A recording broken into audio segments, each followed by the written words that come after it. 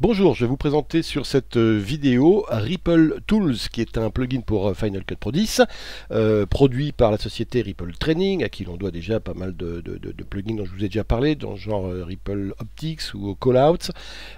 Donc là, c'est une petite série en fait d'outils qui n'ont rien à voir les uns avec les autres. C'est une boîte à outils, on va dire, dans laquelle il y a plein de petites choses qui servent à plein de petits trucs dans Final Cut Pro 10. On va les voir tous, comme il y en a 16, vous voyez, on les trouve ici dans les thèmes et les titres, les Ripple Tools. Il y en a au total 16. Donc on va essayer d'être rapide. Donc j'ai déjà préparé quelques-uns de ces effets sur des images de manière à vous les présenter rapidement. Et il y en a d'autres sur lesquels on entrera un peu plus en détail. Le premier par exemple ici, vous voyez, c'est un texte. Alors lui, on ne l'a pas mis encore, mais on peut par exemple s'amuser à le mettre sur ce plan là. Donc je le sélectionne, je fais X, je sélectionne mon texte ici RD3D texte et je fais Q pour le connecter à la longueur ici de mon image de ce plan de mer à New York. Et vous voyez, ce texte est un texte 3D sur lequel on peut s'amuser. Alors ce qui est bien, c'est qu'ils ont mis des quick tips ici qui nous racontent en anglais ce qu'on peut faire et comment le faire dès qu'on clique dessus. Là on a une page un petit peu d'aide qui arrive. Il y a des tutoriaux aussi qui sont disponibles en anglais ici, ou des pages d'aide ici, donc ça c'est bien. Moi je vais essayer justement de vous raconter comment s'en passer. Alors vous voyez ici que le texte 3D, bon voilà, la 3D, on peut jouer sur son angle comme ça, on peut l'animer d'ailleurs, on s'amusera. On peut jouer sur l'option de distance comme ça ici, ici aussi sur le clipping, le back size, la taille arrière. Vous voyez, on peut s'amuser à faire des effets comme ça et hop, ramener le texte comme ça par exemple, ou à l'inverse, avoir un texte comme ça. Si je le grossis un petit peu mon texte, je vais dans le texte ici, et la taille je vais l'en mettre un peu plus grande. On va grossir la vidéo plutôt, donc là on est à 100%, on va grossir un peu notre texte.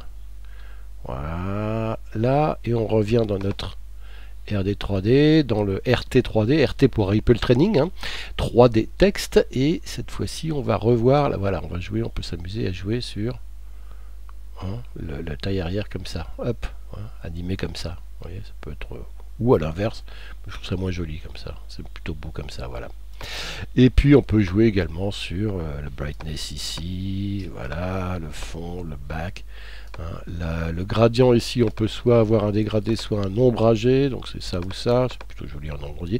On peut jouer sur le gradient là, on va pas s'amuser avec ça, on n'a pas le temps, on va pas rentrer dans le détail. La face color, on va jouer dessus, ou le face gradient ici. On va plutôt mettre, plutôt qu'un dégradé, on va mettre une couleur sur la face, donc ça veut dire que ça va être allez, un jaune plutôt bien pétant comme ça. Face fill couleur ou dégradé. Voilà. Et donc le gradient ici, on va le faire aller d'un jaune à l'autre bout un orange. Voilà, comme ça.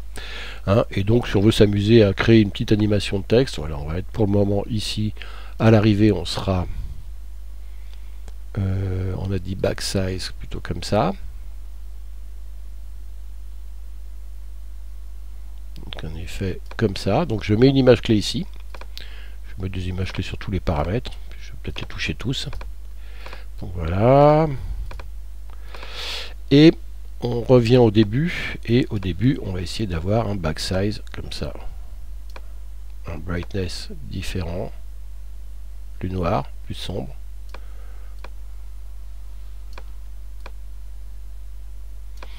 Une distance et un clipping différent également comme ça. Donc j'ai fait une petite animation sur ce texte rapidement, regardez ce que ça donne si je le relis. Voilà comment créer un petit texte en 3D assez rapidement. Donc ça c'est un des outils, le premier de Ripple Tools. Le deuxième, c'est des mats, donc des masques 4 ou 16 points, pardon 8 ou 16 points. Vous savez qu'on a un masque fourni dans nos filtres ici qui est dans incrustation ici, qui est un masque ici à 4 points. Si on veut un masque un peu plus compliqué, si on veut faire des formes un peu plus compliquées qu'un truc de 4 points, on peut avoir un masque à 8 ou 16 points ici.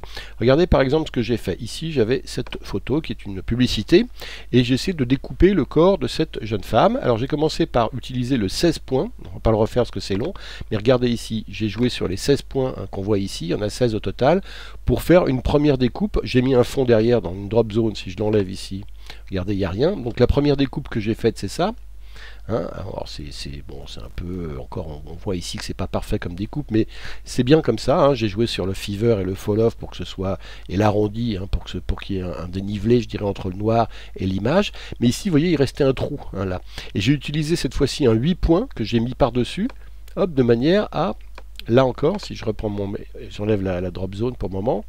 Le fond, vous voyez, j'ai mis en 8 points sur ces 8 points là, j'ai créé un trou ici dans le premier masque. Donc première étape, j'avais ça, je mets un filtre à 16 points ici, un masque à 16 points, pardon, hop, et ces 16 points c'est la première découpe, et je fais une deuxième découpe ici, et cette fois-ci je joue sur le masque inversé de façon à avoir tout sauf le petit trou ici. Et donc je crée un trou là où j'en avais besoin dans l'image, et là mon image cette fois-ci elle est bien, et j'applique un fond. Alors comment je fais? Eh bien je vais chercher le fond dans une image de fond, et je fais Select to Drop Zone. Donc voilà, je l'ai mis en Drop Zone, et à la finale j'ai donc cette image de ce modèle incrusté, vous voyez, sur le fond, et l'incrustation est bon, pas parfaite, on le voit ici, mais elle est quand même relativement raisonnable. Et on verra tout à l'heure que j'ai utilisé un autre filtre qui existe ici, qui est le RT Outline Fills, qui permet, à partir d'une image découpée, hein, donc ça ne marche pas sur une image droite, ça n'aurait pas marché si je l'avais appliqué sur le plan là, mais à partir du plan découpé, si j'ai pris cette image découpée, et j'ai appliqué le RT Outline Fill, qui prend la découpe, c'est-à-dire qui met un trait sur la découpe de l'image. Hein. Donc en fait, qui a fait une découpe, vous voyez exactement, la découpe que j'ai faite, c'est avec le masque, c'est ça, tac, tac, tac, tac, tac, c'est tout ça que j'ai fait, plus le deuxième masque ici. Cette découpe-là, le filtre RT Outline Fill lui a mis ce petit filet. Et après je l'ai animé justement, vous voyez, parce que l'intérieur par exemple de l'image peut être, si je joue ici avec, regardez l'image edge, c'est voilà, le bord qui est plus ou moins large, le bord outside, hein, le néon glow qui fait que ça grossit. Si je l'enlève, regardez, la découpe elle est beaucoup plus légère, elle serait ici, ma découpe, hop, et à l'intérieur ici. Donc on peut régler soit sur la grossir sur l'intérieur de l'image ou soit sur l'extérieur de l'image ici. Si on met le néon glow, paf, tout de suite ça la fait péter un peu plus fort, on peut l'enlever là. On peut ici, vous voyez, changer la couleur au début, je me suis amusé à l'animer. Hein, et ici on met une image en opacité. Donc soit on met l'image comme ça, soit on remplit comme ça, et à ce moment-là on a une couleur qu'on peut changer ici, en mettant du jaune, du vert, etc. Et je me suis amusé à animer tout ça, donc je pense avec l'effet de néon, regardez ce que j'ai fait, j'ai mis plein de points clés pour faire un effet d'animation, voilà, hop, on peut changer la couleur, et vous voyez qu'on peut comme ça, à partir, alors je répète, hein, on ne peut pas faire ça sur une image avec un fond, il faut que l'image soit découpée, donc soit c'est une image en ce qu'on appelle en alpha, c'est-à-dire avec une découpe et derrière un fond transparent, dit une couche alpha, soit c'est une image que vous avez découpée vous-même, comme là, comme je l'ai fait en faisant ce masque ici. Vous voyez. À partir de ce masque, je lui applique le filtre RT Outline Fill, et voilà, je peux m'amuser à faire des effets un petit peu pop comme ça en jouant sur le remplissage de la forme et sur le contour extérieur. Hein. Donc on peut jouer sur tous les paramètres, vous le voyez comme je le vois là, y compris on peut mettre une teinte, hein. C'est une teinte ici, voilà, jaune, plutôt vert, plutôt violet. Donc vous voyez comment on peut s'amuser avec ce filtre. Alors qu'est-ce qu'on a d'autre? On a donc ici le RT Adjustment Layer. Alors Adjustment Layer, c'est une couche d'ajustement. Ça permet de mettre un effet sur plusieurs images ou à l'intérieur d'une image sur une seule partie. Normalement, quand vous appliquez une colorimétrie ou vous mettez une vignette sur une image, ça s'applique à toute l'image. Mais avec le RT Adjustment Layer, ça peut ne concerner qu'une partie de l'image. Regardez par exemple là. Bon, je vais la recréer, celle-là, elle n'est pas très compliquée à faire. Donc je prends ici mon RT Adjustment Layer et je viens le poser par-dessus, là, voilà.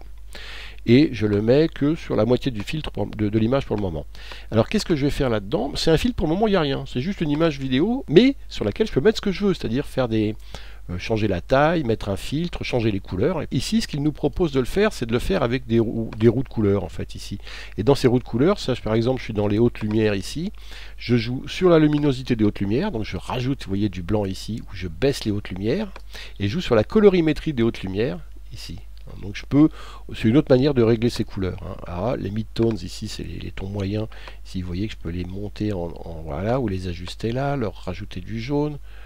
Comme ça par exemple, et puis les shadows, les parties sombres de l'image, je peux là, alors, mettre une colorimétrie un peu plus bleue comme ça.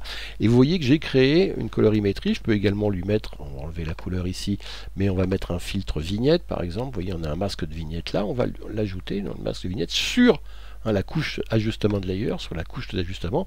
Et hop, j'ai cet effet de masque que je peux régler dans mon onglet vidéo. Alors ce masque de vignette, on va ouvrir un petit peu. On peut changer sa taille, vous voyez ici. Hop. On peut changer le fallout, enfin plus ou moins, voilà l'effet, et on peut le descendre un peu si je veux par exemple qu'il soit plus bas, qu'il joue un peu plus bas comme ça, fallout, et voilà, hein, hop, voilà, j'ai un effet vignette sur le adjustment layer, et là vous voyez, bon là, sans effet, avec ma correction, et cette correction, je peux la mettre directement. Là, j'ai 3 clips de mer, je vais la mettre sur l'ensemble des 3. Donc, j'ai pas besoin de régler les clips un à un, je mets mon adjustment layer sur les 3 et j'applique la même correction avec la vignette aux 3. Donc, retenez bien que la couche d'ajustement, l'adjustment layer, c'est un outil qui permet d'appliquer une correction à un endroit donné d'une image, mais pas forcément sur un clip. Ça peut être une partie du clip ou plusieurs clips. Voilà, on n'a pas fait le tour de tous les outils Ripple Tools, on en a vu que 4 ou 5 pour le moment, sur les 16. On arrête là sur cette vidéo et on reprendra dans une deuxième vidéo le reste des outils Ripple Tools. A bientôt donc.